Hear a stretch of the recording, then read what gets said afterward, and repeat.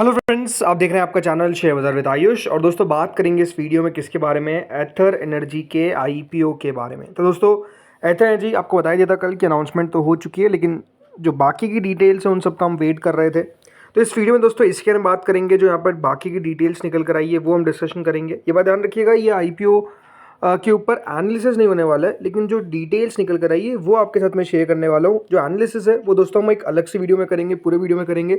इसमें हम समझेंगे कि दोस्तों एथर एनर्जी जो कंपनी है वो किस तरीके का दोस्तों आईपीओ रह सकता है, क्या एक्सपेक्टेशन है, वो सब हम सब कुछ समझेंगे उस वीडियो के अंदर, राइट। तो शुरू करते दोस्तों डिटेल से, लेकिन उससे पहले अभी तक फ्रेंड्स अगर आपने चैनल को सब्सक्राइब नहीं किया है तो सबसे पहले आप लोग प्लीज़ चैनल को सब्सक्राइब कर लीजिएगा। तो दोस्तों एथर एनर्जी का आईपीओ याद रखिएगा ओपन होने वाला है 28 अप्रैल से 30 अप्रैल के बीच में। अब अपने आप में देखिए काफ़ी समय के बाद एक आईपीओ आता हुआ दिख रहा है। जिस तरीके से दोस्तों आईपीओस का आप कह सकते हैं एक अकाल सा पड़ गया था, कोई आईपीओ नहीं आ पा रहा था। और रीज़न था दोस्तों मार्केट। जिस तरीके से मार्केट में आपको एक डाउन टर्न देखने को मिल रहा था, एक गिरावट देखने को मिल रही थी, वो अपने आप में दोस्तों सबसे ज़्यादा प्रॉब्लम वाली चीज़ हो गई थी। और इसके कारण हुआ क्या था, आईपीओज आना बंद हो गए थे, राइट। फंड्स नई दोस्तों कंपनीज कह सकते हैं दोस्तों यहाँ पर रेस कर पा रही थी बिकॉज ऑफ द मार्केट्स। और जिस तरीके से मार्केट्स में आप कह सकते हैं कि गिरावट देखने को मिली है, सब आईपीओज जो आने वाले थे वो सब एक लंबी वेटिंग पीरियड में चले गए। अभी भी एक बात ध्यान रखिएगा, ऑलमोस्ट 50 से ज़्यादा ऐसी कंपनीज है जो आईपीओ लाने को तैयार है, बट वही प्रॉब्लम है कि देखिए कब कंपनी अपना आईपीओ लेकर आए ये सोच में है, क्योंकि क्या पता मार्केट फिर ख़राब हो जाए। लेकिन अभी ऐसा लग रहा है कि दोस्तों जो बहुत कुछ ख़राब था, टचवुड, वो निकल चुका है। और इसलिए अगर आप देखेंगे पहले आईपीओ के साथ शुरुआत हो चुकी है जो है एथर का। अब ₹1 के दोस्तों फेस वैल्यू के साथ कंपनी अपना आईपीओ लेकर आई है। कंपनी ने जो प्राइस बैंड जारी किया है वो है 304 से 321, यानी ₹321 का। एक बात ध्यान रखिएगा, आपको एक शेयर मिलने वाला है। लॉट साइज रहेगा इस आईपीओ में 46 शेयर्स का, यानी एक लॉट के अंदर दोस्तों 46 शेयर आपको मिलते हुए नजर आएंगे। कुल मिलाकर यह आईपीओ दोस्तों होने वाला है 2980 करोड़ का, जिसमें से 2626 करोड़ का रहेगा फ्रेश इशू, यानी करीबन बड़ा पोर्शन जो है, जो बहुत बड़ा पोर्शन आप कह सकते हैं, वो है दोस्तों फ्रेश इशू का 2626 करोड़। वहीं जो ओएफएस है वो दोस्तों करीबन 354 करोड़ का रहने वाला है, यानी छोटा सा पोर्शन रहेगा ओएफएस का 354 करोड़ का। इस आईपीओ में दोस्तों कंपनी ने अपने एम्प्लॉयज़ के लिए, जी हाँ, डिस्काउंट रखा है। अगर आप एथर एनर्जी के एम्प्लॉय है तो आपको कंपनी ₹30 का भारी भरकम डिस्काउंट देने वाली है। अब यहाँ पर दोस्तों खेल क्या हुआ, खेल ये हुआ जो शेयर होल्डर्स थे उनके बारे में नहीं सोचा गया। देखिए पहले कंपनी ने अपनी डीआरएसपी में बताया था कि अगर आपके पास हीरो मोटोकॉर्प का शेयर है तो एथर एनर्जी में आपको शेयर होल्डर कोटा में अप्लाई करने का मौका मिल सकता है। लेकिन दोस्तों कंपनी ने आरएचपी में शेयर होल्डर कैटेगरी को आप कह सकते हैं एक तरीके से भूल गई, और शेयर होल्डर कोटा जो है वो नहीं रखा, राइट।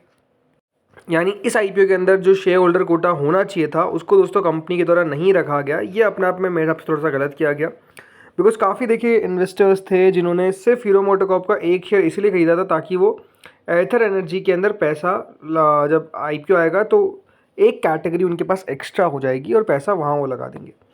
लेकिन ये कह सकते दोस्तों बिल्कुल कंपनी ने एक तरीके से गलत किया, मैं कहूँगा, बिकॉज अगर आप डीआरएसपी में कह रहे हैं तो आरएचपी में भी आपको लेकर आना चाहिए, राइट। अब कंपनी का जैसे मैंने कहा पहले भी कल वाले वीडियो में भी कि ऑप्शन रहता है कि लेकर आना है या नहीं लेकर आना है, और कंपनी ने सेलेक्ट किया कि हम नहीं देंगे यहाँ पर शेयर होल्डर कोटा इस आईपीओ के अंदर। तो आई थिंक वो गलत है, लेकिन आप कंपनी ने सेलेक्ट नहीं किया तो कुछ कर नहीं सकते, बट हाँ अपने आप में देखिए गलत ज़रूर है। बाकी दोस्तों दोनों एक्सचेंजेस पे लिस्ट होगा ये आईपीओ, भली वो बीएसई हो भली वो एनएसई हो, दोनों पे आपको इसकी लिस्टिंग देखने को मिलेगी। इस आईपीओ के अंदर दोस्तों रिजर्वेशन कुछ इस प्रकार से, क्यूआईबी कैटेगरी को याद रखिएगा सबसे बड़ा यहाँ पर ऑफर दिया गया है 75% ऑफ द इशू। अब ऐसा क्यों, ये बात ध्यान रखिएगा दोस्तों, ये कंपनी लॉस मेकिंग है। लॉस मेकिंग कंपनी में होता क्या है कि दोस्तों जो रिजर्वेशन रहता है वो 75% रहता है क्यूआईबी का, 15% रहता है एचएनआई का, और रिटेल का रहता है दोस्तों 10%।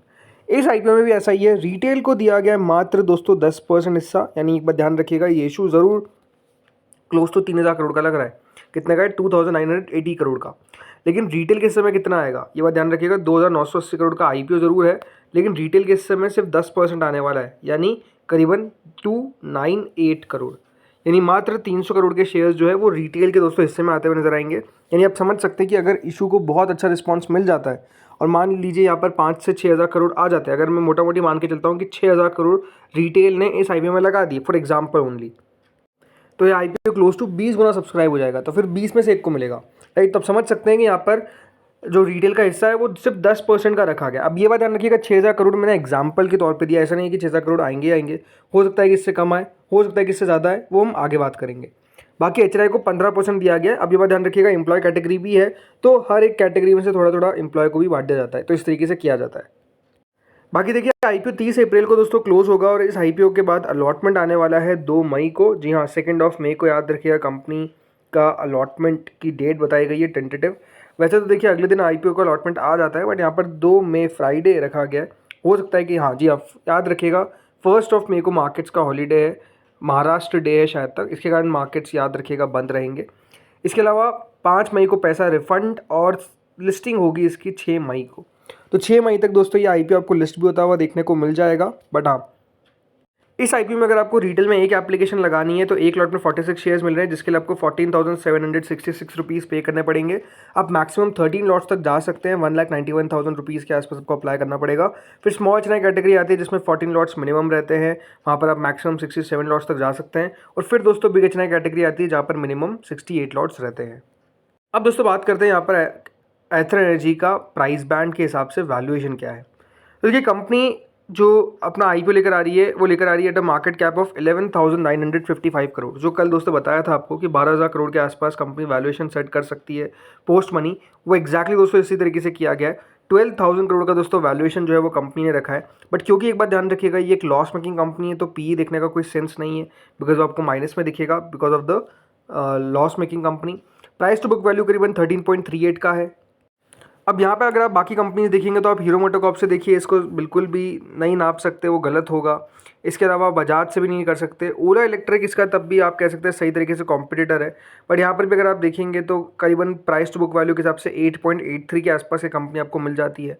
तो ऐसा लगता है कि देखिए कंपनी, अगर मैं बात करता हूँ वैल्यूएशन को लेकर, तो मुझे थोड़ा सा ऐसा लगा कि और नीचे लाया जा सकता था। कंपनी हो सकता है कि 11,000 करोड़ के आसपास ले आती है, बट अगेन वो होता नहीं है। मतलब कितना कंपनी वैल्यूएशन अपना नीचे लेकर जाएगी, क्योंकि जो OFS के पार्टिसिपेंट्स है वो भी याद रखिएगा थोड़ा सा करते ही हैं। सो वही है कि थोड़ा सा वैल्यूएशन अगर नीचे और आ जाता तो ठीक रहता, बट हाँ कंपनी ने वैल्यूएशन को कट तो किया है, इसको तो कोई डिनाई नहीं कर सकता है। अब यहाँ पर पैसा बनेगा नहीं बनेगा, या आई थिंक अपने आप में कहना थोड़ा सा मुश्किल है। बाकी जो GMP का हाल है वो कुछ इस तरीके से दोस्तों, कल शुरुआत 17 हुई, कल ये ऑलमोस्ट 20 रुपये तक भी गया, 18-19 रुपये तक भी गया। और उसके बाद दोस्तों आज जो ग्रे मार्केट की एक्टिविटी है वो कुछ इस तरीके से, ग्रे मार्केट मात्र 9 रुपये आ चुकी है, विच इज़ क्लोज टू 2.8%, मतलब 2 से 3% के आसपास का लिस्टिंग गेन अभी तो दोस्तों ग्रे मार्केट ये इंडिकेट कर रहा है। और ये अपने आप में कह सकते हैं थोड़ा सा नेगेटिव ज़रूर है, बट वही है ना कि एक लॉस मेकिंग कंपनी है, तो लॉस मेकिंग कंपनी को कितना बाजार दोस्तों अभी पसंद करेगा, राइट। क्योंकि याद रखिएगा ओला का IPO आया, आज वो अपने इशू प्राइस से भी नीचे ट्रेड करता है, राइट। तो दिक्कतें वहाँ पर भी काफ़ी देखने को मिली। वही issue I think Ather Energy के साथ भी बाजार मान के चल रहा है कि हो सकते हैं। तो वो सारी प्रॉब्लम्स है, तो अब देखते हैं आगे होता क्या है। बाकी दोस्तों इस वीडियो में इतना ही था, होपफुली वीडियो बढ़िया लगा होगा। अगर आपको अच्छा लगा तो लाइक करिएगा, चैनल से पहली बार जुड़े सब्सक्राइब करिएगा। Thank you friends for watching this video.